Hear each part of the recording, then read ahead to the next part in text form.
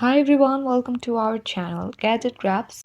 On today's tutorial, I'll be guiding you how to listen Spotify music offline.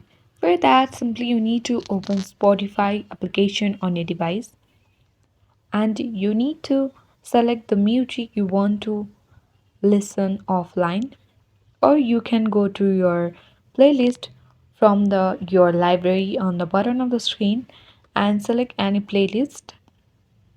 Suppose I want to download this song from my playlist, then tap on three dotted line and make sure you are the paying user on the Spotify, then only you can download the song on the Spotify.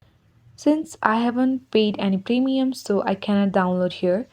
But if you are a premium user on Spotify, then you can download the song first and you can disable the online play from the setting of your Spotify application, and then you can easily listen to the Spotify music offline.